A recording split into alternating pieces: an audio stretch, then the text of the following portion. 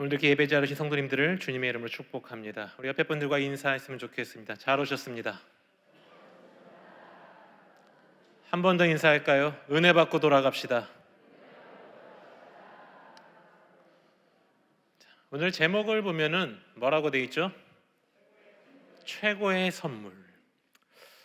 자, 여러분들은 어떤 최고의 선물을 받아 보셨습니까? 아멘입니다. 자, 우리가 흔히 이 선물이라고 얘기하면은 흔히 생각하는 것은 물질적인 것이죠. 그래서 우리 어린 학생들한테 뭐 어떤 선물을 사줄까라고 하면 우리 아이들의 최고의 선물은 최신 휴대폰 뭐 이렇게 나오겠죠. 또 우리 성도님들께 어떤 선물을 원하십니까 하면 아파트 뭐 이런 거 나오겠죠. 자, 근데 선물이라고 해서 꼭 우리가 물질적인 것만 있는 것은 아닙니다. 예를 들면 저는 이런 것도 선물이라고 말할 수 있을 것 같습니다. 내 인생을 변화시킨 멘토를 만난다는 것. 이런 것은 실은 멘토를 만난다. 물질적인 것은 아니지만 그 사람의 인생을 180도로 바꾸는 사람을 만난다라는 것은 어떻게 보면 그 사람의 인생에서 가장 큰 선물이 될 수도 있을 것 같습니다.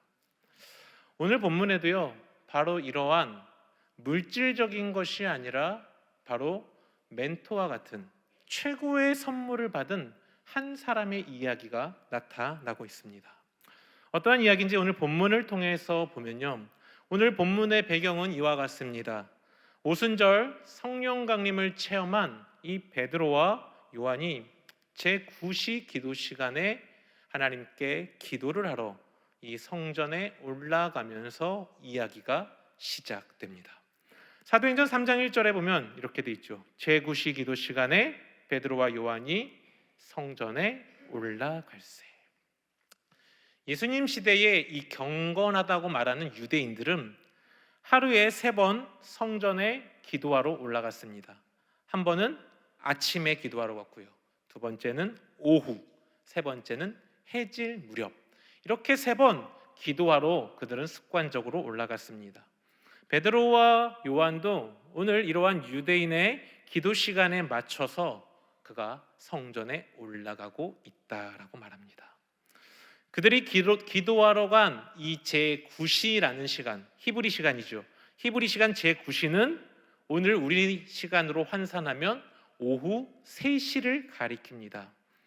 그들이 이렇게 성전에 기도하러 가는 것은, 특히 유대인들이 성전에 이 3번의 절차에 걸쳐서 기도하러 가는 것은 특별한 것이 아니라, 어떤 문제가 있어서 온 것이 아니라, 어떤 기도를 응답받기 위해서 온 것이 아니라 그들의 일상적인 삶의 패턴이자 루틴이었습니다. 그리고 유대인들에게는 이렇게 하루에 3번 기도하러 가는 건 일상적인 그리고 매우 익숙한 행동들이었습니다. 그런데 이제 그들이 성전에 기도하러 올라갔을 때 누구를 만나느냐? 3장 2절에 보니까 이렇게 되어 있죠. 나면서 못 걷게 된 이를 사람들이 메고 오니 이는 성전에 들어가는 사람들에게 구걸하기 위하여 날마다 미문이라는 성전문에 두는 자라.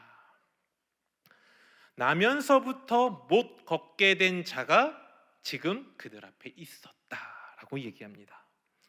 그가 나면서부터 못 걷는다라는 이 말은 후천적으로나 또는 사고나 질병으로 인해 그가 못 걷게 되었다라는 것이 아니라 태어날 때부터, 즉 선천적으로 그가 걷지 못하는 자였다라는 것을 말해주고 있습니다. 이 부분을 원어적으로 보면요, 그의 상태를 이렇게 묘사하고 있습니다. 그는 태어날 때부터 발목이나 발꿈치가 마비되어서 걷는 것이 전혀 불가능한 상태의 사람이다. 사도행전 4장 22절에 보면요, 그는 40여 세가 될 때까지 이러한 선천적인 장애, 즉 안진뱅이의 삶을 살고 있었다라고 성경은 기록하고 있습니다. 그런데요, 이러한 신체적인 장애를 가진 자들, 이러한 신체적인 장애를 가진 자들은 당시 유대 사회에서는 그들이 스스로 돈을 벌어서 그들의 생계를 꾸려나갈 방법이 없었습니다. 그래서 당시 유대 사회에서는 그들의 생계를 보장하기 위해, 즉 이런 선천적인 질병을 갖고 있는 자들, 스스로 뭔가를 생산적인 일을 할 수 없는 자들을 먹고 살 수 있도록 보장해 주기 위해 그들이 허용했던 제도가 뭐냐면 구걸이었습니다. 그래서 그들은요, 주로 성전 입구에 앉아서 성전에 기도하러 오는, 예배드리러 오는 이 거룩한 그리스도인들에게, 거룩한 그 유대인들에게 구걸을 통해 하루의 양식을 채우곤 했습니다. 오늘 본문에 나면서부터 걷게 된 자, 그 역시도 이러한 구걸을 통해 생계를 유지할 수밖에 없던 자였습니다. 특히 그는요, 다른 사람들보다 그 상태가 좀 더 심각했습니다. 그래서 2절에 보면 다른 사람들이 그를 메고 왔다라고 성경은 표현합니다. 즉 그는 자기 혼자 몸을 움직여서 이동할 수 없었기에 주변 친구들의 또는 주변 가족들의 도움을 받아서 구걸하는 장소인 바로 성전 미문 앞까지 날라다 주는 자였다라고 말하고 있습니다. 그렇다면 실은 성전에는 굉장히 많은 문들이 있습니다. 왜 하필 미문에서 구걸을 한 것일까요? 이 미문, 성전 미문으로 번역된 이 미문은 실은 성전 뜰로 들어가기 위해 가장 많이 애용되는 입구라고 합니다. 그래서 이 뜰은 이방인의 뜰에서 여인의 뜰로 연결되는 곳에 위치한 하나의 문, 미문이라고 말합니다. 그리고 이 미문은 15개의 계단 위에 세워져 있었는데 이 여인이나 불구자 그리고 정결하지 못한 자들은 이 미문 안으로 해서 성전뜰 안으로 들어갈 수 없었습니다. 그러니까 만약 오늘 여기에 계신 분들이 2000년 전 유대인의 삶을 살았다고 한다면 지금 이 성전 안에는 다 못 들어왔을 거예요. 남자 성도님들 빼고. 그렇죠? 여인과 불구자와 정결하지 못한 자는 저기 문 밖에서 온라인으로 우리 현주 형제가 띄워주는 걸 보면서 은혜 받고 있었다라는 것이죠. 자, 그러니까 여인들과 안진뱅이들과 그 다음 이렇게 몸이 불편한 자들, 불구자들이 갈 수 있는 그 성전에 가장 가까이 갈 수 있는 마지노선이 바로 이 성전 미문을 연결하는 계단, 이방인의 뜰에서 여인의 뜰로 들어가는 그 계단, 그 계단에 앉아서 구걸하는 게 가장 성전 가까이에 갈 수 있는 방법이었습니다. 또한 그곳은 사람들이 하나님께 기도하러 또한 예배드리러 올라가던 입구였기 때문에 이곳은 구걸하기에 최적의 장소로 손꼽히는 곳이었습니다. 또한 당시 유대적 흐름도 있습니다. 당시 유대교회에서는요, 남을 구제하는 것을 큰 덕목으로 생각했습니다. 이 때문에 성전에 기도하러 예배드리러 오는 사람들은 이 구걸하는 자들에게 동전을 탁 던져줍니다. 왜 던져주냐면 자신들이 이러한 불구자나 가난한 자 또는 몸이 약한 자들에게 선을 베풀면 하나님께서 자신들에게 그에 맞는 상을 주실 것이다. 하나님께서 그에 걸맞는 상을 나에게 부어주실 것이다 라는 기대가 있었기 때문입니다. 자, 이것이 이제 구걸하는 입장에서 보면 최적의 장소가 바로 이 성전 미문 앞이라는 거죠. 유대인들은 가난한 자를 돌보는 게 하나님께 복받는 길이고, 그리고 이 미문은 성전을 통해 들어가는 가장 가까운 문이기 때문에 그들에게는 이 성전 미문 앞이 구걸하기에 최적의 장소, 다르게 얘기하면 그들의 생계를 유지하기에 가장 좋은 장소가 바로 이 성전 미문이었습니다. 그래서 실제로 역사적으로 보면 이 성전 미문은 수많은 병자들과 불구자들, 그런 사람들로 문전성시를 이루었다라고 이야기하고 있습니다. 오늘 본문의 안진뱅이 역시도 이 성전에 기도하러 오는 예배자들에게 돈을 구걸하기 위해 그 자리에 자리를 잡았던 것이죠. 또한 그가 날마다 그곳에 있었다라는 표현을 통해서 보면 그는 이 자신의 생계를 유지하기 위해 거의 40여 년간을 그곳에서 구걸하던 자였다라는 것을 알 수 있습니다. 3장 3절에 그가 베드로와 요한이 성전에 들어가려 함을 보고 구걸하거늘. 자, 오늘 3절에 이제 이야기가 시작되죠. 그날도 평소와 다름없이 안진뱅이는 자신의 생계를 유지하기 위해 성전에 들어가는 사람들에게 구걸을 했습니다. 나 좀 도와주십시오. 오늘 하루에 먹을 양식이 필요합니다. 나 좀 구제해 주십시오. 그리고 그때 오늘 3절에 보니까 누구와 누구죠?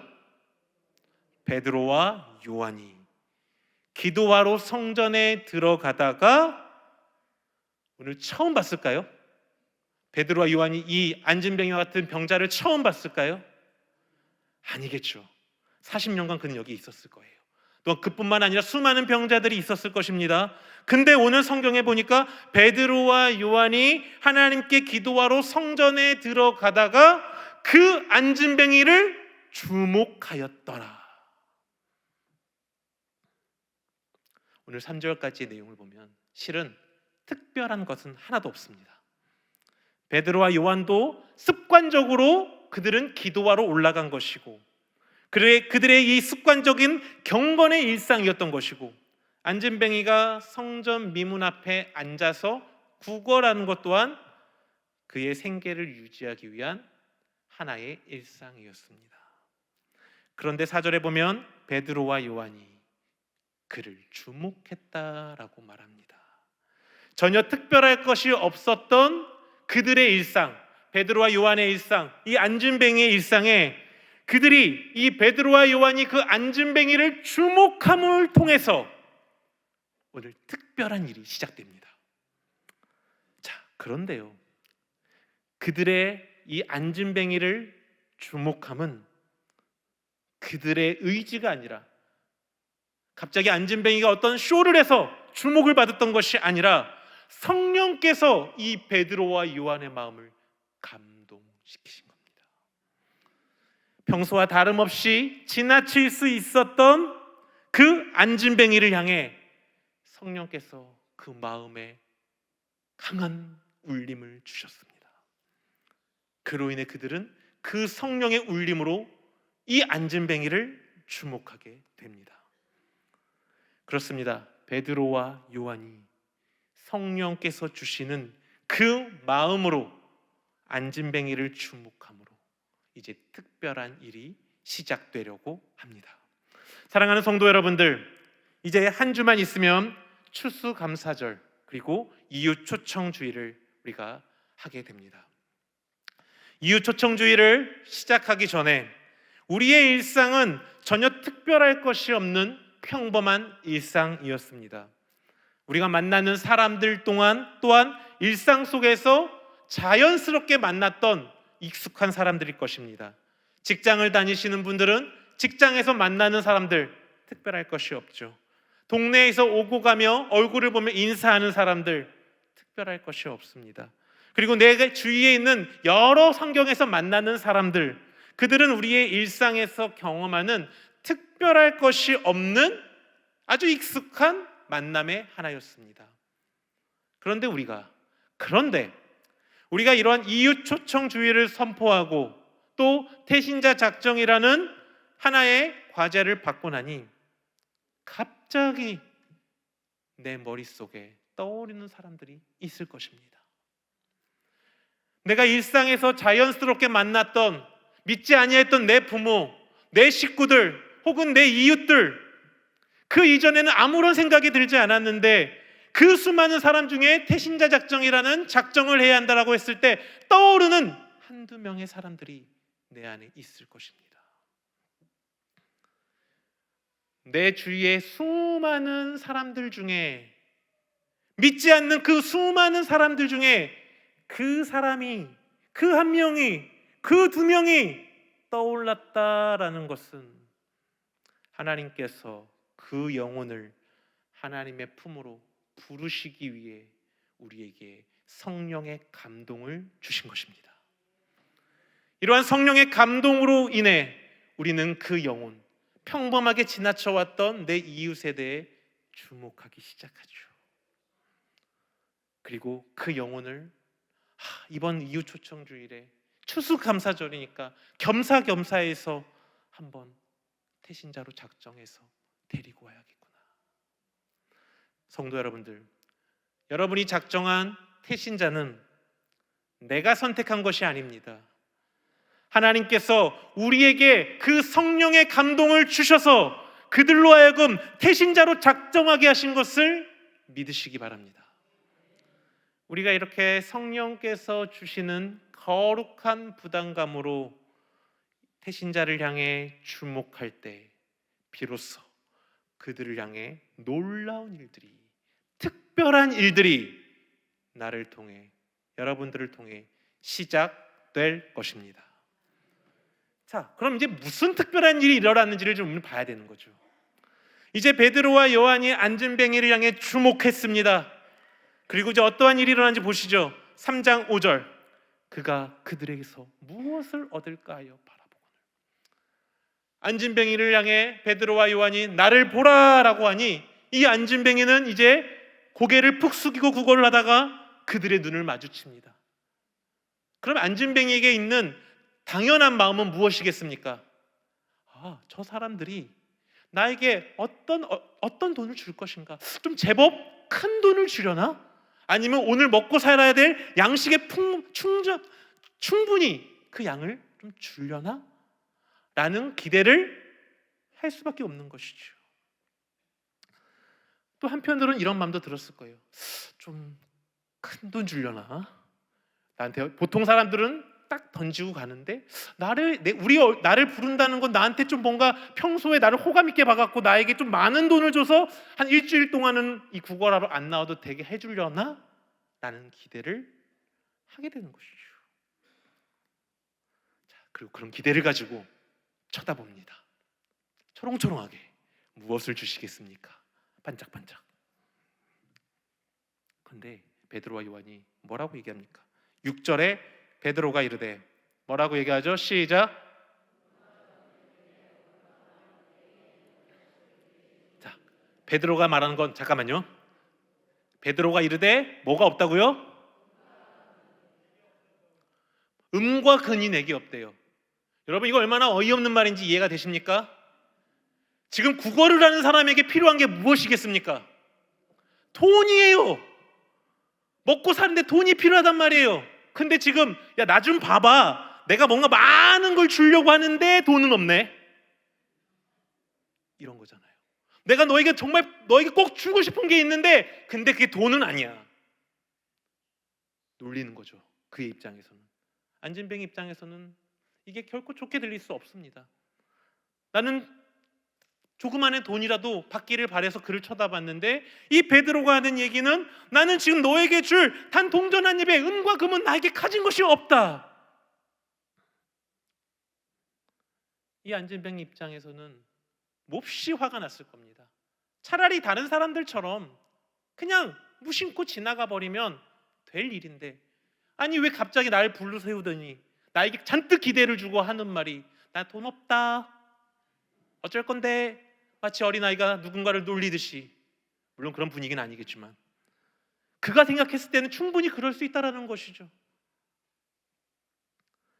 자, 이러한 베드로의 말은요, 안진뱅이가 그들을 향해 가졌던 일말의 기대감 그리고 소망을 모두 제거해버리는 말입니다. 자, 그런데가 중요하죠. 그런데 이어서 베드로가 뭐라고 얘기하죠? 시작. 내게 있는 것을 내게 주노니. 나는 금과 은은 없지만 그런데 내가 너에게 주고 싶은 더 좋은 것이 있어. 단순히 하루에 먹을 양식을 얻는 돈을 얻는 것보다, 아니 일주일에 양식을 얻는 그러한 부유함보다 더 좋은 것이 나에게 있어서 내가 그것을 너에게 주려고 하노라. 그것이 무엇입니까? 이어서 읽으면 뭐라고요? 시작.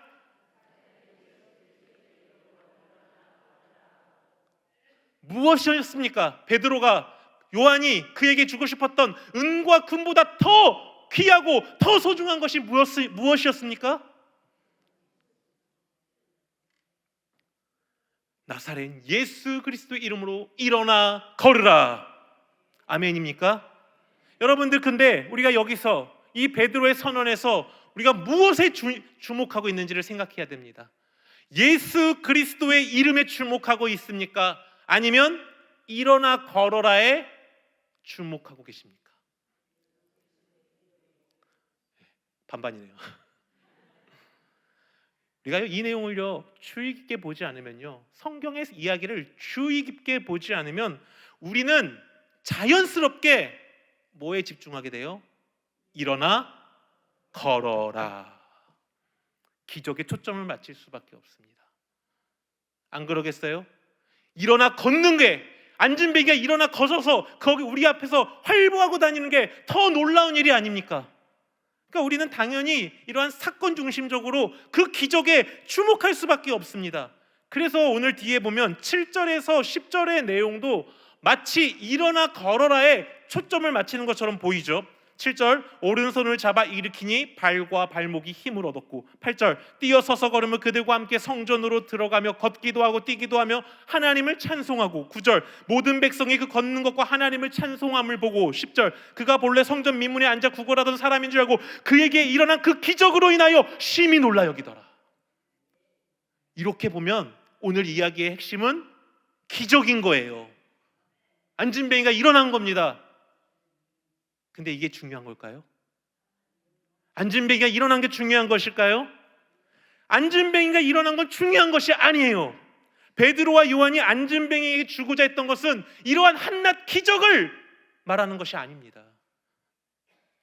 그들이 이 안진뱅이와 그것을 지켜보는 사람들에게 주고자 했던, 내가 은과 금보다 더 귀한 것이 있는데 그것이 무엇이냐? 나사렛 예수의 이름이다.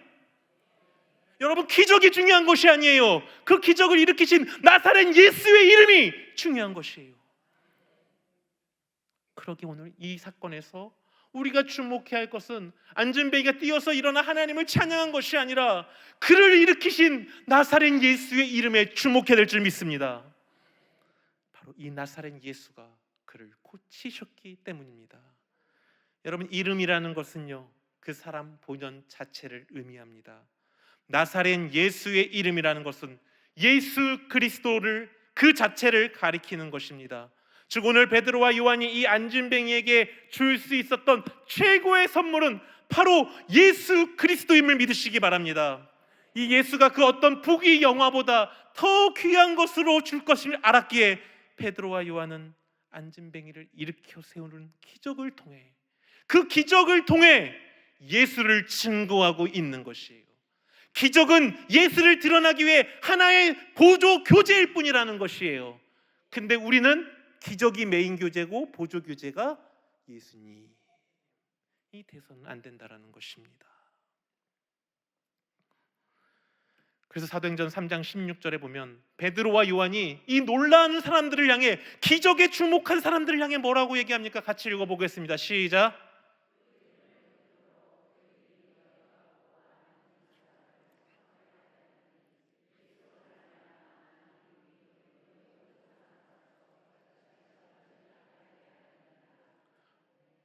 뭐라고 하는 거예요? 야, 왜 이 기적에 주목하냐? 기적이 주인공이 아니야. 기적이 메인이 아니야. 이를 기적으로 일으킨 것이 무엇이냐? 바로 예수 그리스도이다. 그분을 바라보아라. 그 얘기하고 있는 거예요. 16절이. 예수를 믿는 믿음이 이 기적을 일으키신 것이지, 이 기적은 아무것도 아니야. 예수 믿는 믿음이 이보다 더 큰 일을 행하게 할 것이다. 너희가 주목해야 할 것은 기적이 일어나 안진뱅이가 걸어다닌 사건이 아니라 이 모든 일이 예수로 말미암는 것이고, 이 예수가 이 안진뱅이를 고치셨다는 사실이 중요한 것이란다. 그러기에 이 안진뱅이에게 예수가 필요했던 것처럼 너희에게도 예수가 필요한 것이고, 이 예수만이 우리의 진정한 메시아이고 우리의 진정한 구원자이다. 아멘입니까? 베드로와 요한이 이거 말하고 있는 거예요. 예수가 우리의 진정한 구원이고 그 구원의 선물을 주는 자가 바로 이 예수다. 그러니 너희는 그 예수를 붙잡는 자가 되라. 이게 지금 초대교회 복음을 전하고 있는 것입니다. 사랑하는 성도 여러분들, 우리가 세상 사람들에게 줄 수 있는 최고의 선물은 아파트가 아니라, 로또 당첨 번호가 아니라 바로 예수 그리스도로 말미암는 복음임을 믿으시기 바랍니다. 세상 사람들은요, 오늘 본문의 안진뱅이처럼 금과 은을 한 입에 동전을 요구할 수 있습니다. 하지만 우리가 줄 수 있는 것, 우리가 줄 수 있는, 우리가 그 불신자들에게, 믿지 아니하는 자들에게 줄 수 있는 최고의 선물은 세상적인 부유함과 성공과 그러한 가치가 아니라 오직 예수의 복음만이 우리가 전할 수 있는 최고의 선물임을 믿으시기 바랍니다. 이 예수의 복음이 나를 죄에서 해방시키고 그 불신자를 죄에서 해방시킴을 믿으시기 바랍니다. 그리고 그분을 통해서만이, 오직 예수를 통해서만이 우리가 구원의 은혜를 누리고 그들 또한 구원의 은혜를 누릴 수 있게 됨을 믿으시기 바랍니다. 그러기에 우리가 전도해야 할 태신자에게 줄 수 있는 최고의 선물은 무엇입니까? 예수 그리스도의 복음입니다. 이러한 복음이 그들에게 주어질 때, 그들에게 임하게 될 때 우리처럼 하나님의 구원의 은혜를 그들도 누리게 될 것입니다. 고린도전서 1장 22절에서 24절에 이렇게 얘기하죠. 유대인은 표적을 구하고 헬라인은 지혜를 찾으나 우리는 십자가에 못 박힌 그리스도를 전하니 유대인에게는 거리끼는 것이요 이방인에게는 미련한 것이로되 오직 부르심을 받은 자들에게는 유대인이나 헬라인이나 그리스도인은 하나님의 능력이요 하나님의 지혜니라. 우리가 전하는 복음이 유대인에게는 거리끼는 것이고 이방인에게는 미련한 것으로 여겨집니다. 왜냐하면 우리가 전하는 예수는 성공과 영광의 예수가 아니라 인간을 구원하기 위해 저주의 십자가를 지신 예수이기 때문에 그렇습니다. 그러나 이러한 십자가가, 이 십자가에 죽으신 예수가 오직 부르심을 받은 하나님의 자녀들에게는 구원을 주시는 하나님의 능력이자 하나님의 지혜가 됨을 믿으시기 바랍니다. 그러기에 우리가 믿지 않는 우리의 태신자들에게 전해야 할 것은 이 예수의 복음이며 이 복음만이 그들을 구원에 이르게 하기에 그들에게 줄 수 있는 최고의 선물이 복음이 됨을 믿으시기 바랍니다. 사랑하는 성도 여러분들, 이제 이웃초청주의 일주일 앞으로 다가왔습니다. 혹시 아직도 그 작정한 자가 없다면 지금도 늦지 않았습니다. 작정하셔서 하나님께서 그 마음을 주셔서 작정하게 한 그 태신자를 우리 교회로 초대하시기 바랍니다. 그리고 그들에게 최고의 선물인 예수의 복음의 선물을 그들에게도 전해주는 우리 믿음의 성도님 되시길 주님의 이름으로 간절히 부탁드립니다. 기도하겠습니다. 사랑해 주 하나님 아버지, 오직 예수 그리스도의 복음이 우리의 최고의 선물이 됨을 고백합니다. 그리하여서 이제 다음 주 돌아오는 이 추수감사절 이웃초청주일에 불신자들 또한 이 예수의 복음으로 새로워지게 하시고 이 최고의 선물을 누릴 수 있도록 그들의 마음을 열어주시고 그들이 이곳에 와서 주님을 나의 구원자로 고백할 수 있는 귀한 놀라운 역사가 임하게 하여 주시옵소서. 감사를 드리오며 예수님의 이름으로 기도드리옵나이다. 아멘.